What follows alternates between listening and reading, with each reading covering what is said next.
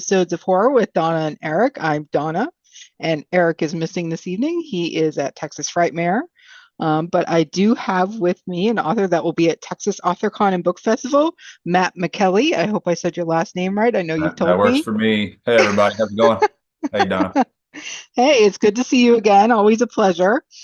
Haven't seen you since last Texas AuthorCon, so No, yeah, yeah, that was it. And we did one of these little shows, and Eric was absent again, yeah, as yep, usual. And no, and then yeah, we hung out a little bit at the TAC, which was awesome. And yeah.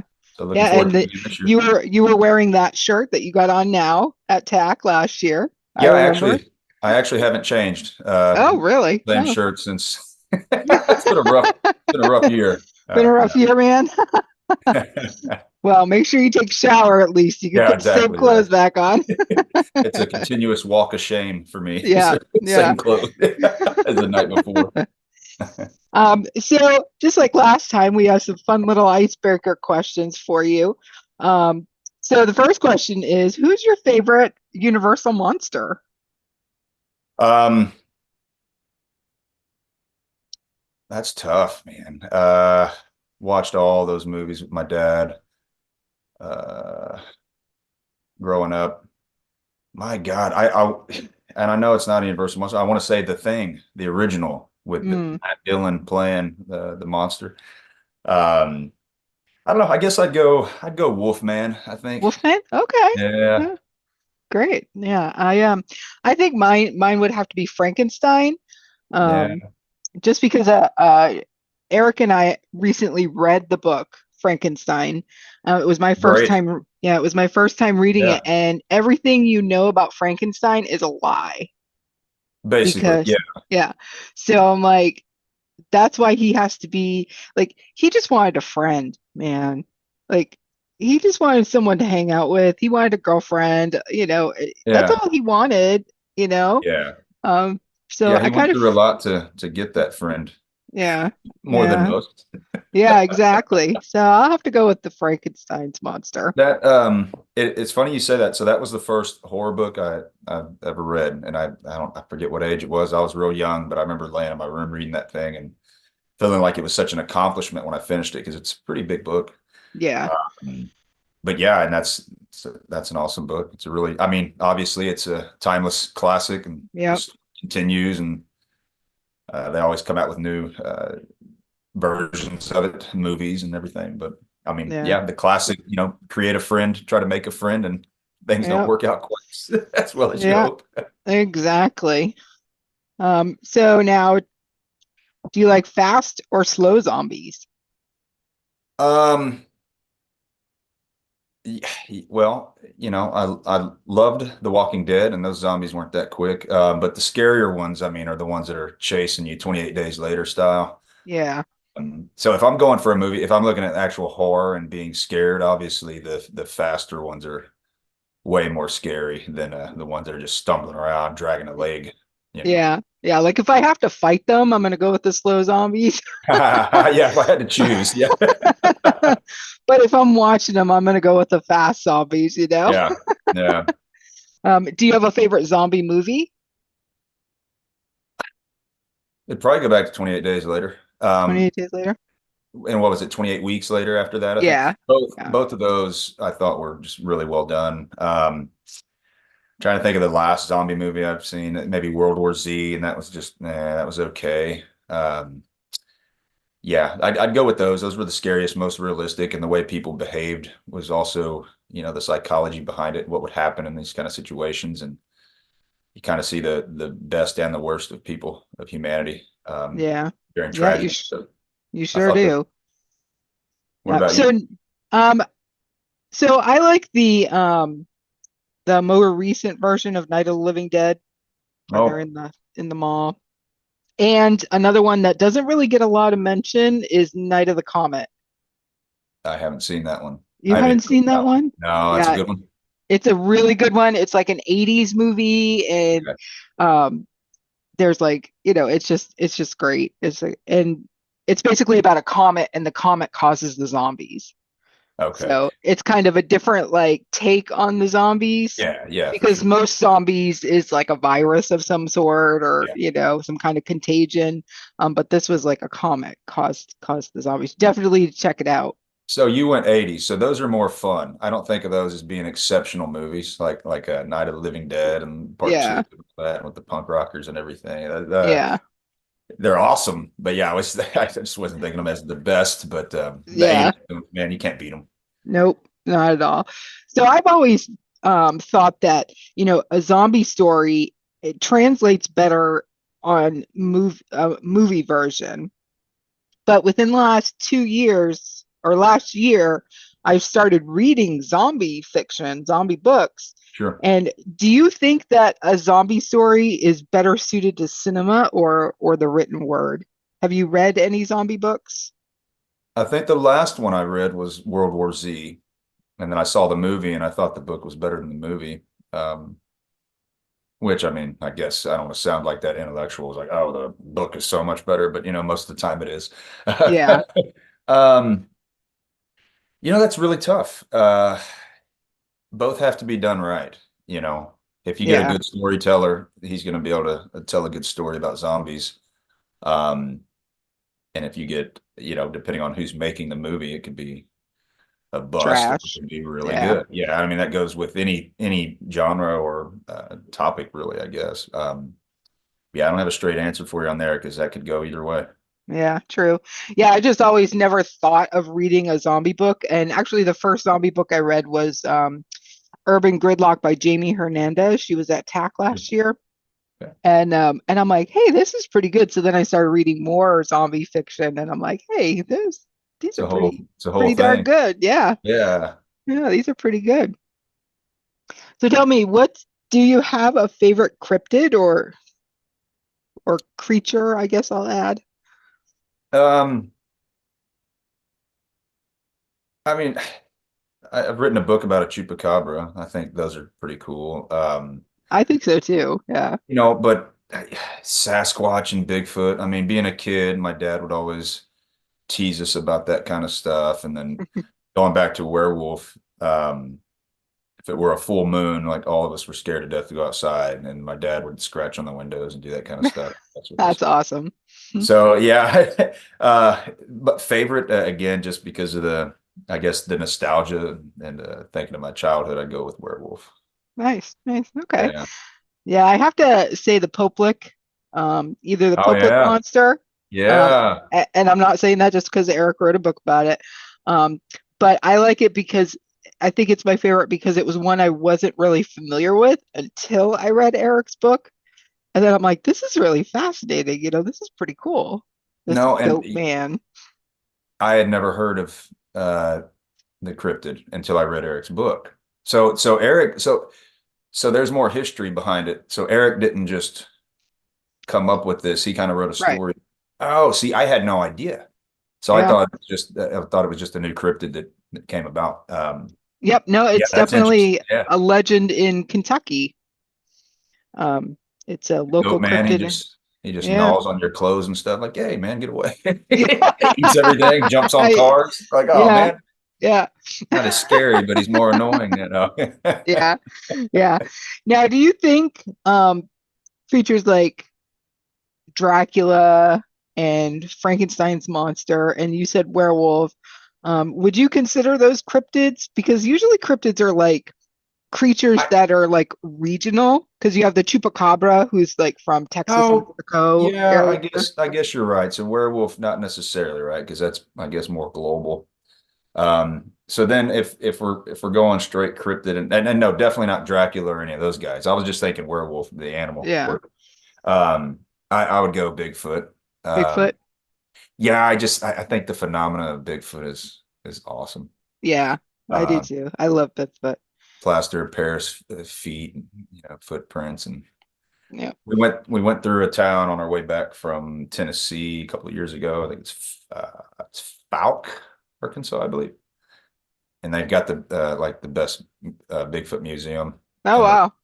which is about you know the size of my living room, I guess. It's nothing great, but Yeah. but we Just had to stop in and Yeah. I guess that's where the legend of Boggy Creek had come from there. Um, so yeah, I took my little girl and my wife, and we were. It's like, oh, this is really cool. Look at these feet, Alan. And my little Yeah. girl. Yeah, that's for sure. I So yeah, definitely I big. believe in Bigfoot. You do. I do. Absolutely. Yeah. Well, I mean, is it you believe in them as it could be just people doing the stuff, or like there's an actual hairy No, beast, I think that there's actually got to be a Bigfoot. Just something? like, yeah, Yeah. I agree. I believe. I believe in Bigfoot. Um, I I mean, do. I I believe in aliens too, so what does that tell you? well, I absolutely believe in aliens. Um, because it would just be hard to believe that there wouldn't be something else out there. Yeah. The idea that Bigfoot's always blurry is a little concerning in pictures and photographs. Now they Yeah. are, I've heard that whole thing now. I guess it's a newer theory that he kind of masks himself using some technology or something, and you can't see him. That's why nobody sees him, but he's right there with you the whole time, I guess. I don't know.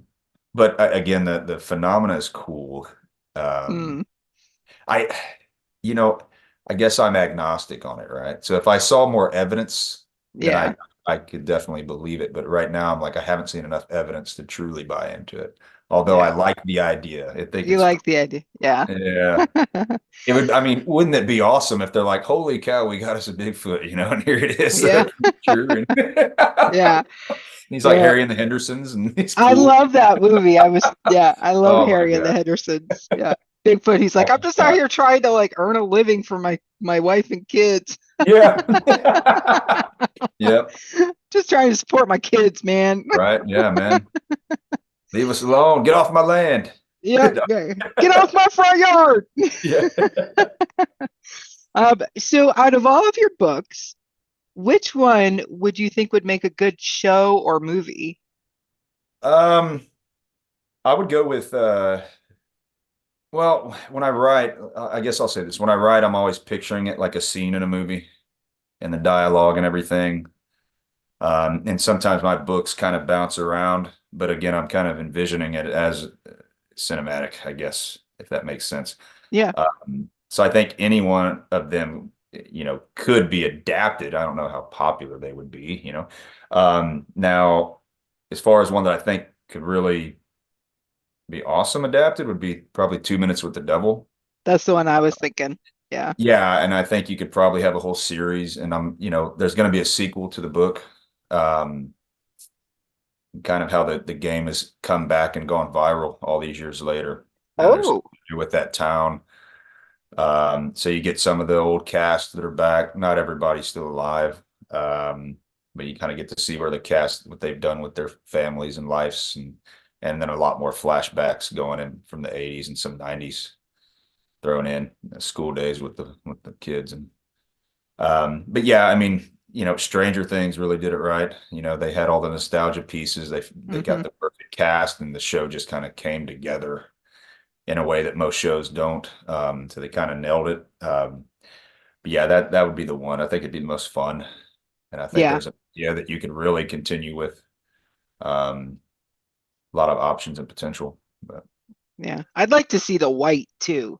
That oh would yeah, make, well that I would be a think cool, that, intense movie. Oh, that yeah, yeah, not a yeah, show necessarily. yeah, But yeah, that would be an intense movie, and then you could possibly have a sequel to it too, yeah, yeah. uh, but yeah, that was a fun one. But yeah, that would be intense. That would be a Mhm. bloody intense movie. Very Yep, uncomfortable for the entire thing, like going exactly. Yep. family dynamic and Yeah, oh gosh, yeah. Um, yeah, very that was uncomfortable pretty, viewing experience. So yeah.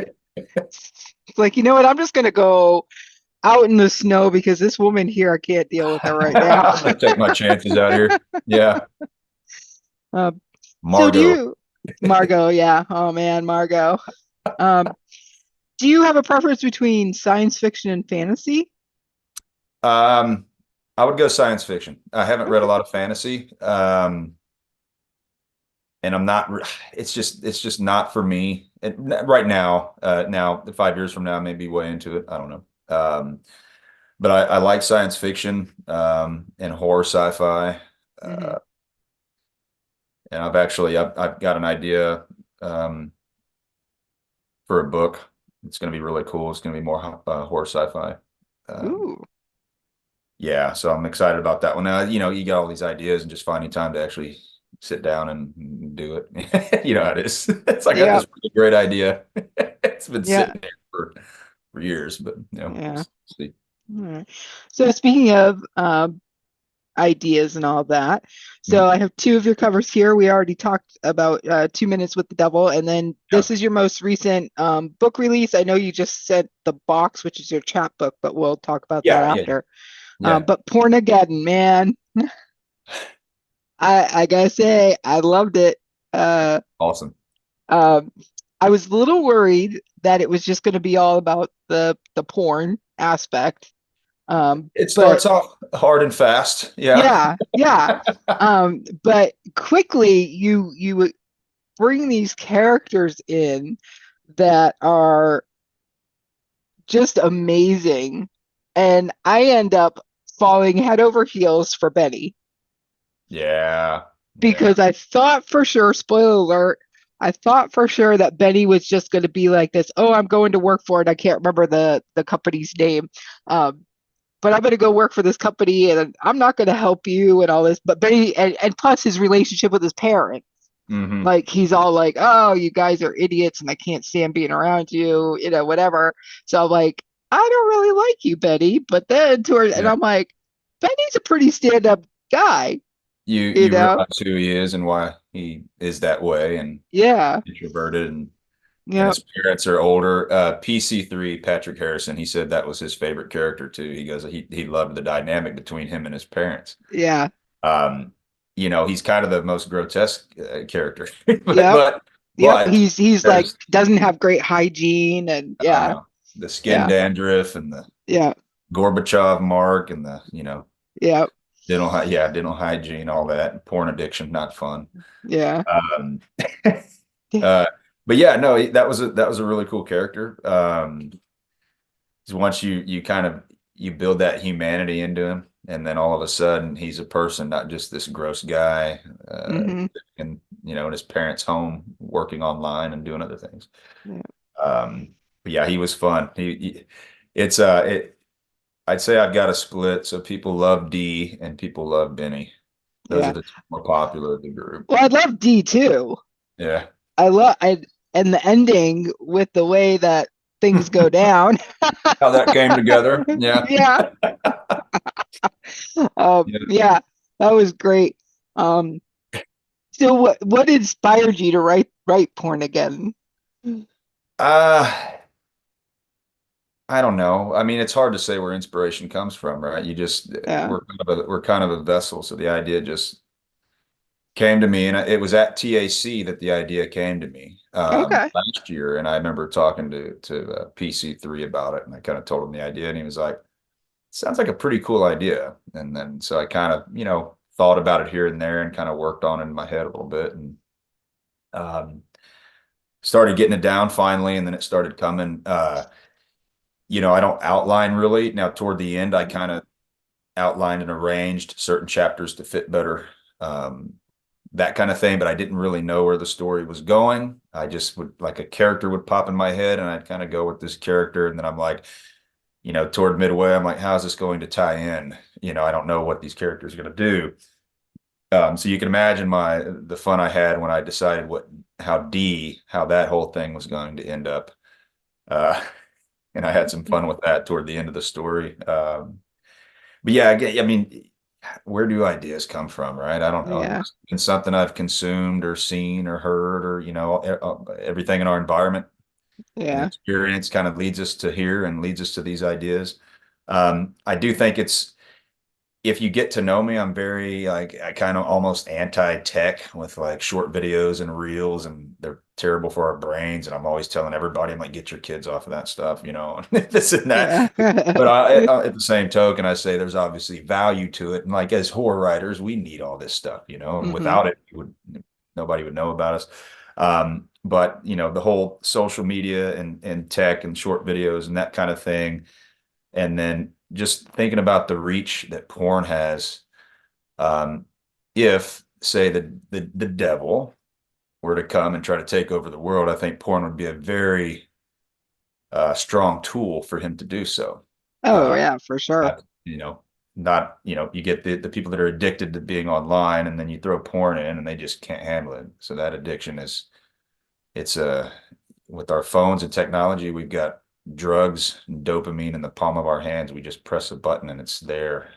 Yep, for sure. Um, but but yeah, needless to say, again, not exactly sure exactly where, but a lot of stuff played into it. But yeah, I was at TAC last year when the idea came to me.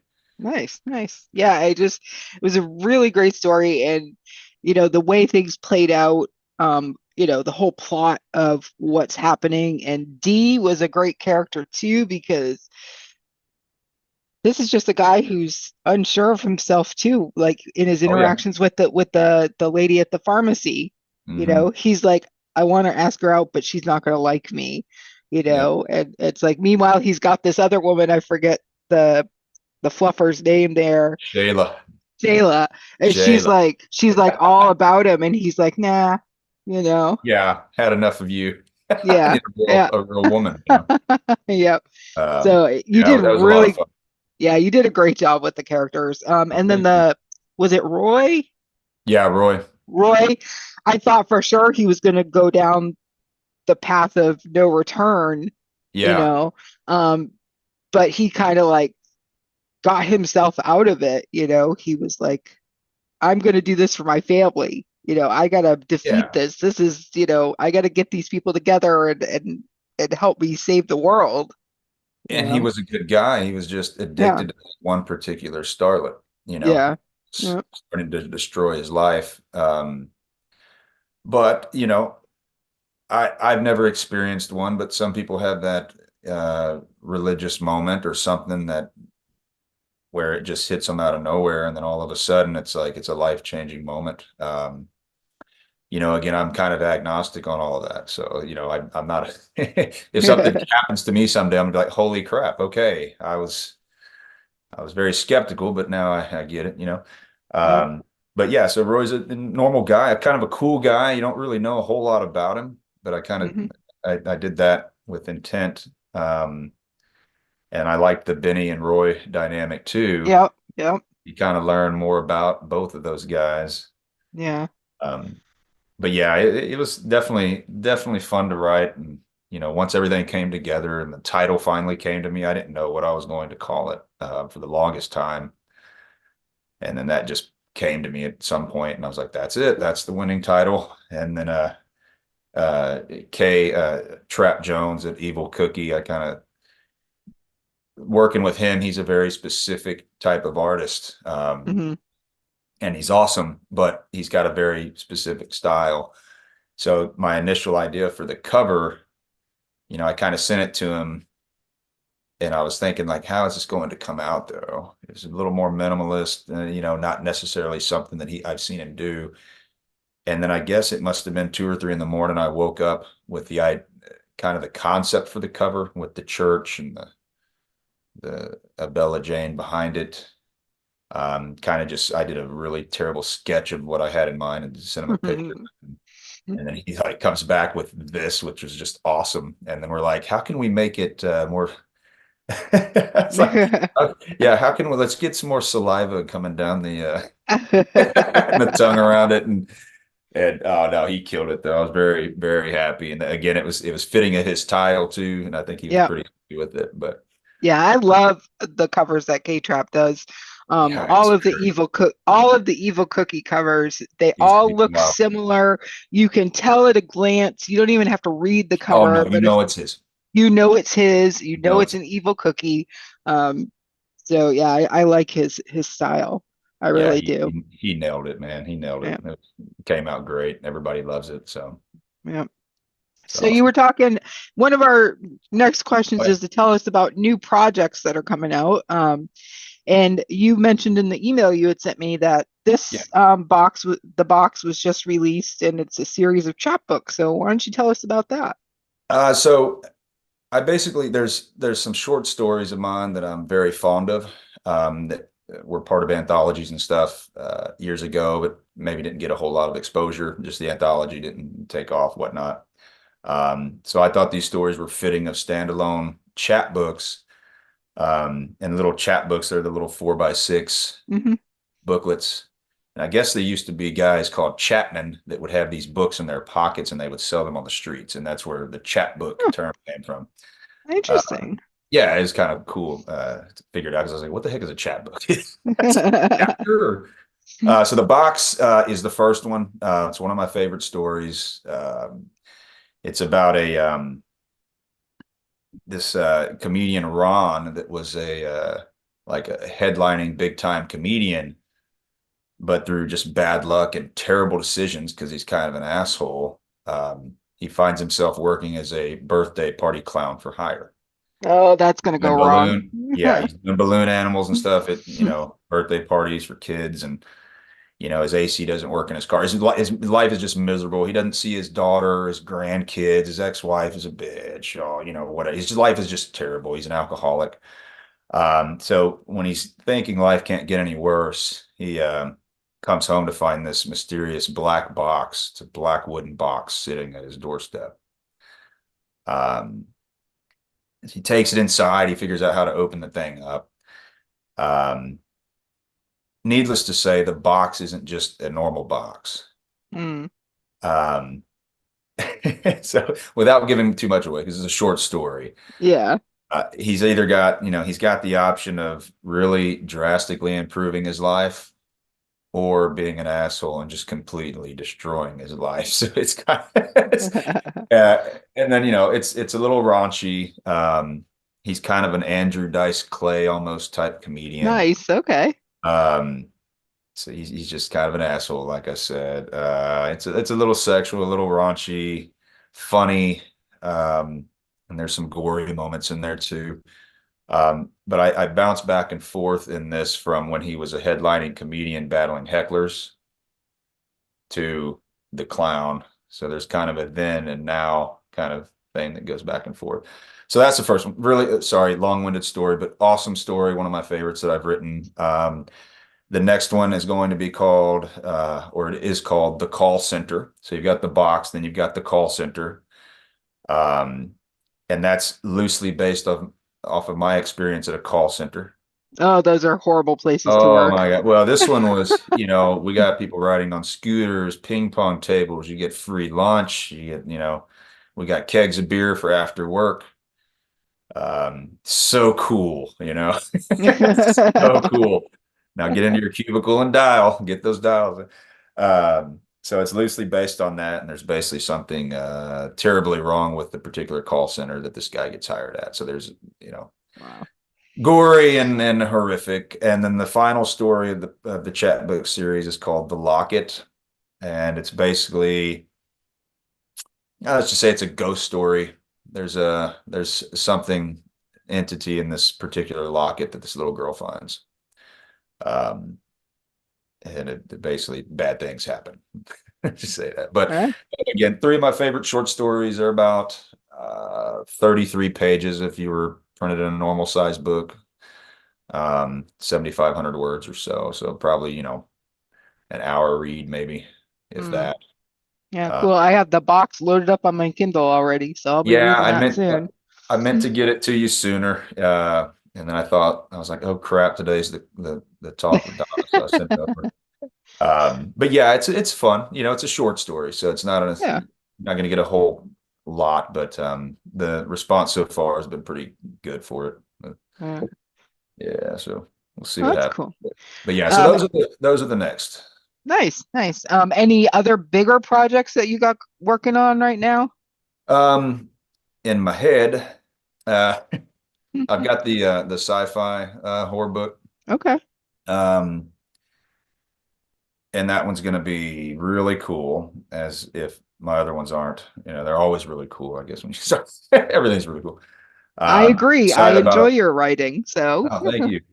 Yeah, I'm excited about that one. I'm going to start on it very soon. That one is about like a rescue mission, and there's only one survivor who they're mm, rescuing, and then of course they've got to get that survivor back. Um, Very gory, very sci-fi. It'll be a really cool story. Cool. Good with a lot of interview pieces and kind of found footage, audio, and stuff like that. Ooh, I like that. Yeah, so it's not going to be just your standard, linear story. I've got 2 Minutes with the Devil, the sequel, as we briefly discussed. So I've got to get working on that one. Taking a lot of notes on it right now and ideas that are coming to my head with the characters and um, how that's going to pan out. I never know the ending though. That's my issue. So it's like I just got to start going, going toward Yep. the see where it takes me and figure that out. And then only other big project, and these will probably be 2025 leading into 2026. Um, is a story called The Vines, and it's a story that I wrote as a short story, but I'm going to adapt it into a full length novel because it's just got so much more to tell. And it's one of my favorite stories that I've written.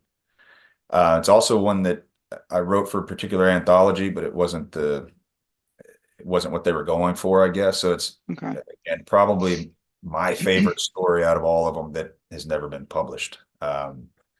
So I always wonder we've got one or two of those, every writer does. We're like, this is the best story ever, but it's just not what whoever was looking for. But that So would be I'll really put it cool. out yourself, right? Yeah, yeah. Well, no, I think this one will be a little bit bigger. So definitely want to go publisher route with it. But yeah, it's going to deal with a lot of, family dynamic, daughter and her mother, lost a dad to cancer.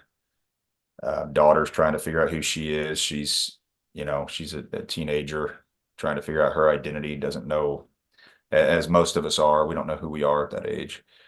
Um, and then some abuse and some other. It's going to be kind of bleak, but also uplifting, I think, for a lot of people. And there'll be a supernatural element, but the horror aspect is kind of comes in later, I guess. Um, Besides just the horror of humanity and people, when you see the worst side of them, I guess there's going to be a lot of that before you get into the actual supernatural stuff. Yeah. But yeah, I'm really, again, when I wrote that, that was one, you finish writing, you hit the end and you get goosebumps because you're like, man, this is so good. This is such a good story. And so excited about that one. But yeah, it's, my bigger projects like to find homes for them and then uh, getting it published through a publisher takes a little bit more time. So we'll see where they end up. Yeah. But those are the three big ones I'd like to have done in the next couple of years. So next year and Cool. a half. Cool. I look forward to it. So your chapbooks, will you have those available at Texas AuthorCon? I will. So I'll have all three. So that's the plan. So Sweet. yeah, I'll have Scratched. I'll have the Halloween story 1 and 2. 2 Minutes with the Devil, obviously. Plenty of Pornageddon.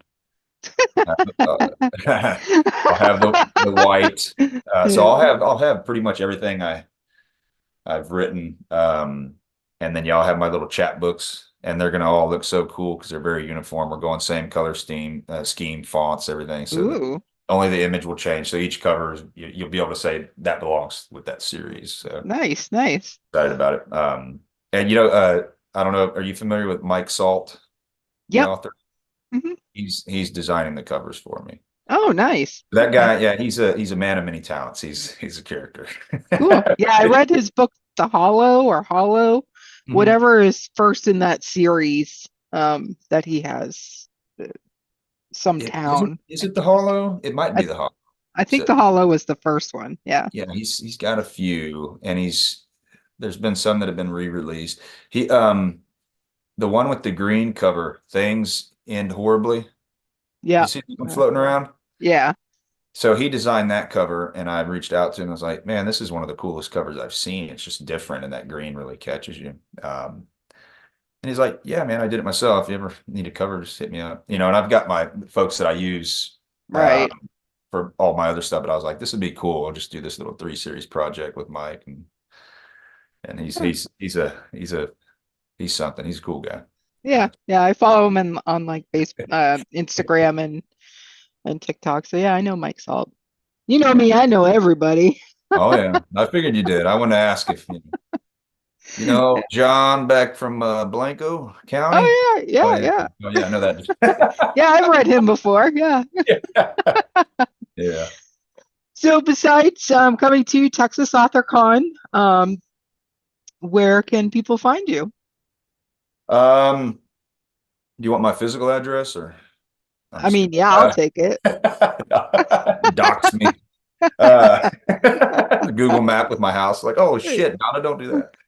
No, website www.mattmicheli, Micheli. Micheli. Micheli.com or McKay. In proper Italian, it's Micheli, but then that sounds Irish, so we've always said Micheli. Just the Italians and Irish, Mm-hmm.